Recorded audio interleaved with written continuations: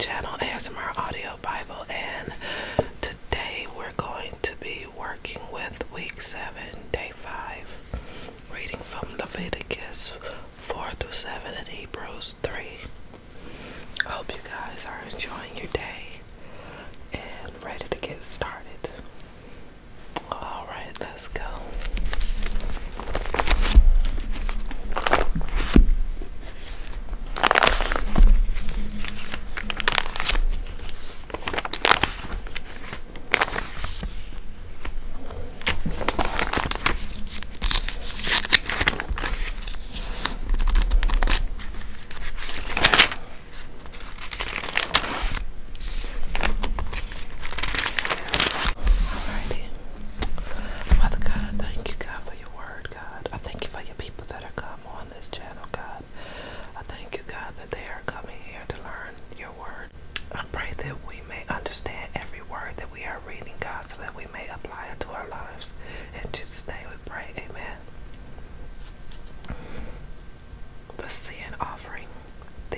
Spoke to Moses, tell the Israelites, someone sins unintentionally against any of the Lord's commands and does anything prohibited by them.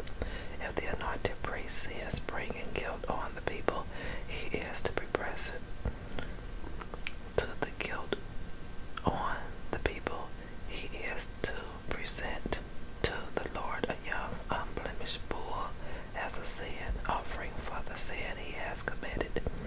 He must bring the bull to the entrance to the tent of meeting before the Lord, lays his hand on the bull's head and slaughter it before the Lord. The anointed priest must then take some of the bull's blood and bring it into the tent of meeting.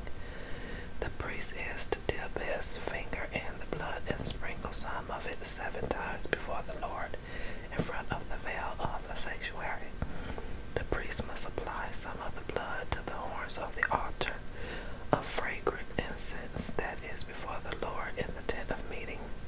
He must pour out the rest of the bull's blood at the base of the altar of burnt offerings that is at the entrance to the tent meeting. He is to remove all the fat from the bull of the sin offering, the fat surrounding the entrails, all the fat that is on the entrails, and the 2 kidneys with the fat on them at the loins. He will also remove the fatty lobe of the liver from the kidneys, just as the fat is removed from the ox of the fellowship sacrifice. The priest is to burn them on the altar of burnt offerings, but the hide of the bull and all its flesh with its head and shanks and its entrails and dung, all the rest of the bull, he must bring to a ceremonial clean place outside the camp to the ash heap and must burn it on a wood fire. It is to be burned at the ash heap. Now, if the whole community of Israel errs and the matter escapes the notice of the assembly, so that they violate any of the Lord's commands and incur guilt by doing what is prohibited, then the assembly must present a young bull as a sin offering. When the sin they have committed in regard to the command becomes known, they are to bring it before the tent of meeting. The elders of the community are to lay their hands on the bull's heads before the Lord, and it is to be slaughtered before the Lord. The anointed priest will bring some of the bull's blood into the tent of meeting. The priest is to dip his finger in the blood and sprinkle it 7 times before the Lord in front of the veil. He is to apply some of the blood to the horns of the altar that is before the Lord in the tent of meeting. He must pour out the rest of the blood at the base of the altar of burnt offerings that is at the entrance to the tent of meeting. He is to remove all the fat from it and burn it on the altar. He is to offer this bull just as he did with the bull in the sin offering. He will offer it the same way, so that the priest will make atonement on their behalf and they will be forgiven. Then he will bring the bull outside the camp and burn it just as he burnt the first bull. It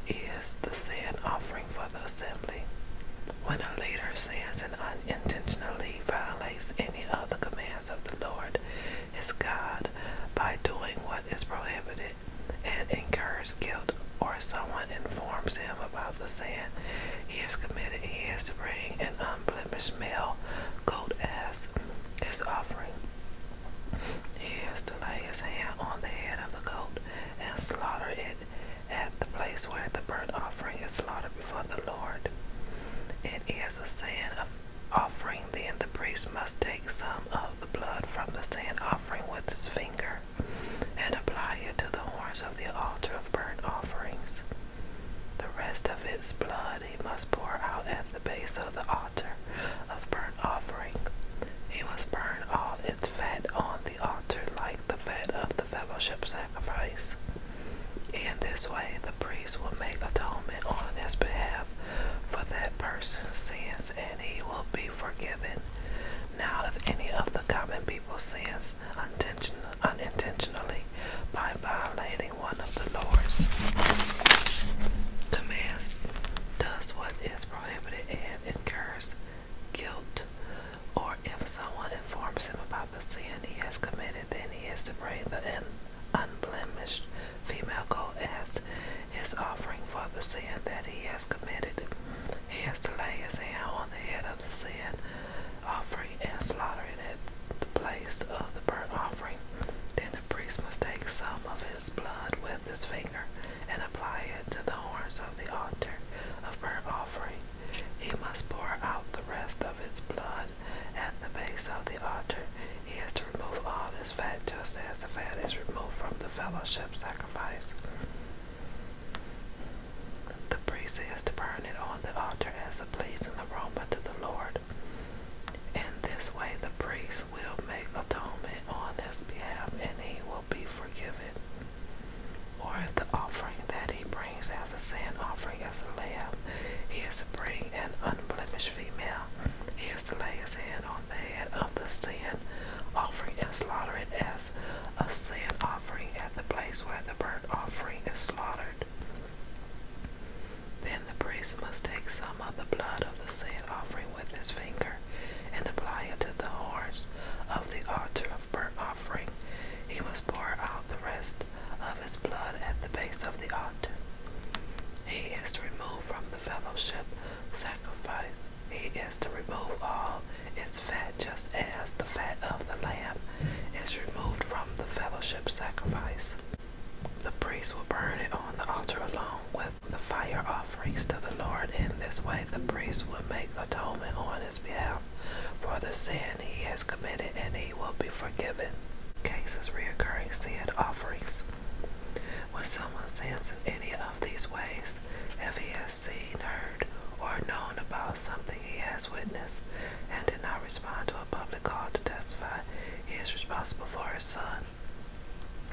Or if someone touches anything unclean, a carcass of an unclean wild animal, or unclean livestock, or an unclean swarming creature, without being aware of it, he is unclean and guilty. Or if he touches human uncleanness, any uncleanness by which one can become defiled without being aware of it, but later recognizes it, he is guilty. Or if someone swears rashly to do what is good or evil concerning anything, a person may speak rashly in an oath without being aware of it, but later recognizes it. He incurs guilt in such an instance. If someone incurs guilt in one of these cases, he is to confess he has committed that sin. He must bring his restitution for the sin he has committed to the Lord, a female lamb or goat from the flock as a sin offering. In this way the priest will make atonement on his behalf for his sin. But if he cannot afford an animal from the flock, then he may bring to the Lord 2 turtle doves or 2 young pigeons as restitution for his sin, one as a sin offering and the other as a burnt offering. He has to bring them to the priest, who will first present the one for the sin offering. He must twist his head at the back of his neck without severing it. Then he will sprinkle some of the blood of the sin offering on the side of the altar, while the rest of the blood is to be drained out as the base of the altar. At the base of the altar, it is a sin offering. He must prepare the second bird as a burnt offering according to the regulation. In this this way the priest will make atonement on his behalf of the sin he has committed, and he will be forgiven. But if he cannot afford 2 turtle doves or 2 young pigeons, he may bring 2 quarts of fine flour as an offering for his sin. He must not put olive oil or frankincense on it, for it is a sin offering. He is to bring it to the priest, who will take a handful from it as its memorial portion and burn it on the altar along with the fire offerings to the Lord. It is a sin offering. In this way,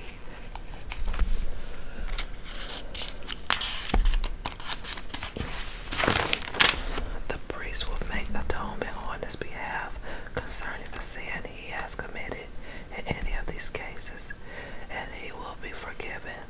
The rest will belong to the priest, like the grain offering, the restitution offering. Then the Lord spoke to Moses, if someone offended by sinning unintentionally in regard to any of the Lord's holy things, he must bring his restitution offering to the Lord, an unblemished ram from the flock, based on your assessment of its value in silver shekels, according to the sanctuary shekel. As a restitution offering, he must make restitution for his sin regarding any holy thing, adding 1/5 of its value to it, and give it to the priest. Then the priest will make atonement on his behalf with the ram of restitution offering, and he will be forgiven. If someone sins and without knowing it violates any of the Lord's commands concerning anything prohibited, he bears the consequences of his guilt. He must bring an unblemished ram from the flock according to your assessment of its value as a restitution offering to the priest. Then the priest will make atonement on his behalf for the error he has committed unintentionally, and he will be forgiven.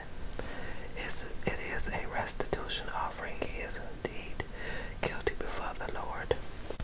The Lord spoke to Moses, when someone sins and offends the Lord by deceiving his neighbor in regard to a deposit, a security, or a robbery, or defrauds his neighbor, or finds something lost and lies about it, or swears falsely about any of the sinful things a person may do, once he has sinned and acknowledged his guilt, he must return what he stole or defrauded, or the deposit entrusted he stole or defrauded, or the deposit entrusted to him, or the lost item he found, or anything else about which he swore falsely. He must make full restitution for it and add 1/5 of the value to it. He is to pay it to its owner on the day he acknowledges his guilt. Then he must bring his restitution offering to the Lord, an unblemished ram from the flock according to your assessment of its value as a restitution offering to the priest. In this way the priest will make atonement on his behalf before the Lord, and he will be forgiven for anything he may have done to incur guilt. The burnt offering. The Lord spoke to Moses, command Aaron and his sons, this is the law of the burnt offering. The burnt offering itself must remain on the altar's hearth all the night until morning, while the fire of the altar is kept burning on it. The priest is to put on his linen robe and linen undergarments. He is to remove the ashes of the burnt offering the first has consumed on the altar and place them beside the altar. Then he must take off the ashes outside the camp to the ceremonial clean place. The fire on the altar is to be kept burning. It must not go out. Every morning the priest will burn wood on the fire. He is to arrange the burnt offering on the fire and burn the fat portions from the fellowship of offering on it. Fire must be kept burning on the altar continually. It must not go out. The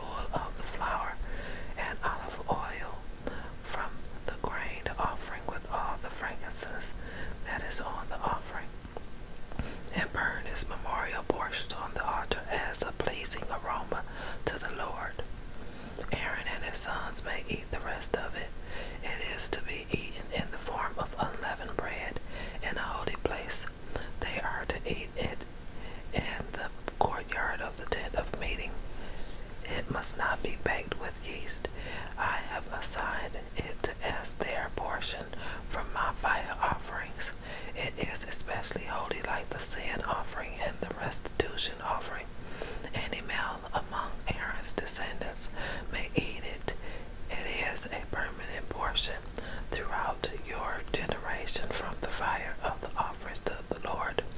Anything that touches the offering will become holy. The Lord spoke to Moses. This is the offering that Aaron and his sons must present to the Lord on the day that he is anointed. 2 quarts of fine flour as a regular grain offering, half of it in the morning and half in the evening. It is to be prepared with oil on a griddle. You are to bring it well kneaded. You must present it as a grain offering of baked pieces, a blazing aroma to the Lord. The pieces. The priest who is one of Aaron's sons and will be anointed to take his place is to prepare it. It must be completely burned as a permanent portion for the Lord. Every grain offering for a priest will be a whole burnt offering. It is not to be eaten. The sin offering. The Lord spoke to Moses, tell Aaron and his sons, this is the law of the sin offering. The sin offering is most holy and must be slaughtered before the Lord at the place where the burnt offering is slaughtered. The priest who offers it as a sin offering is to eat it. It must be eaten in the holy place in the courtyard of the tent of meeting. Anything that touches its flesh will become holy, and if any of its blood splatters on a garment, then you must wash that garment in the holy place. A clay pot in which the sin offering is boiled must be broken. If it is boiled in a bronze vessel, it must be scoured and rinsed with water. Any male among the priests may eat it. It is especially holy, but no sin offering must be eaten. If its blood has been brought into the tent of meeting to make atonement in the holy place, it must be burned up. The restitution offering. Now this is the law of the restitution offering.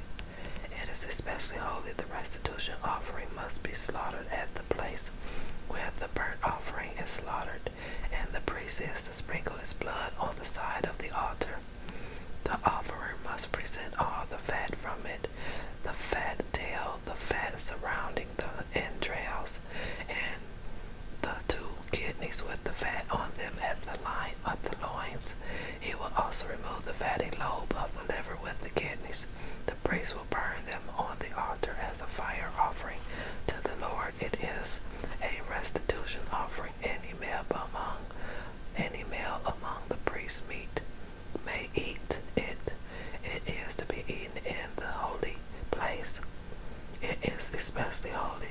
The restitution offering is like the sin offering. The law is the same for both. It belongs to the priest who makes atonement with it. As for the priest who presents someone's burnt offering, the hide of the burnt offering he has presented belongs to him. It is the priest. Any grain offering that is baked in an oven or prepared in a pan or on a griddle belongs to the priest who presents it. It is his. But any grain offering, whether dry or mixed with oil, belong equally to all of Aaron's sons. The fellowship sacrifice. Now this is the law of the fellowship sacrifice that someone may present to the Lord. If he presents it for Thanksgiving in addition to the Thanksgiving sacrifice, he is to present unleavened cakes mixed with olive oil, unleavened wafers coated with oil, and well-kneaded cakes of fine flour mixed with oil. He is to present as his offering cakes of leavened bread with his Thanksgiving sacrifice of fellowship. From the cakes he must present 1 portion of each offering as a contribution to the Lord. It will belong to the priest who sprinkles the blood of the fellowship offering. It is his. The meat of his Thanksgiving sacrifice of fellowship must be eaten on the day he offers it. He may not leave any of it until morning. If the sacrifice he offers is a vow or a free will offering, it is to be eaten on the day he presents his sacrifice, and what is left over may be eaten on the next day. But what remains if the sacrificial meat by the third day must be burned up? If any of the meat of his fellowship sacrifice is eaten on the third day, it will not be accepted. It will not be credited to the one who presents it. It is repulsive. The person who eats any of it will be responsible for his sin. Meat that touches anything unclean must not be eaten. It is to be burned up.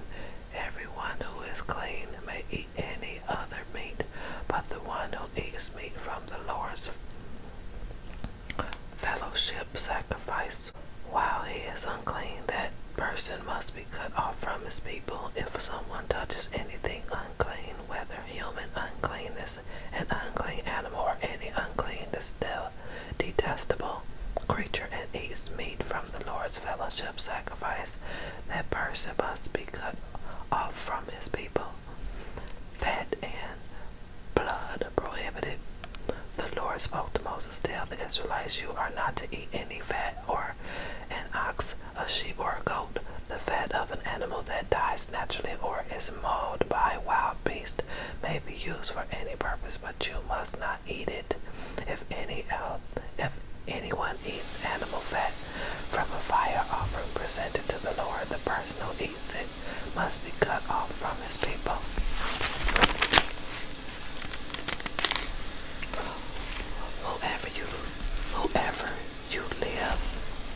Wherever you live, you must not eat the blood of any bird or animal. Whoever eats any blood, that person must be cut off from his people. The portion of the priest. The Lord spoke to Moses, "Tell the Israelites, the one who presents a fellowship sacrifice to the Lord must bring an offering to the Lord from the sacrifice. His own hands will bring the fire offerings to the Lord. He will bring the fat together with the priest. The breast is to be waved as a presentation offering before the Lord. The priest is to burn the fat on the altar, but the breast belongs to Aaron and his sons. You are to give the right thigh to the priest as a contribution from your fellowship sacrifices. The son of Aaron who presents the blood of the fellowship of offering and the fat will have the right thigh as a portion. I have taken from the Israelites the breast of presentation offering and the thigh of the contribution from their fellowship sacrifices, and have assigned them to Aaron, the priest, and his son as a permanent portion from the Israelites. This is the portion from the fire offering to the Lord of Aaron and his sons, since the day they were presented to serve the Lord as priests. The Lord commanded this to be given to them by the Israelites on the day he anointed them. It is a permanent portion throughout their generations. This is the law of the burnt offering, the grain offering, the sin offering, the restitution offering, the ordination offering, and the fellowship sacrifice, which the Lord commanded Moses on Mount Sinai on the day he commanded the Israelites to present their offerings to the Lord in the wilderness of Sinai. Hebrews 3.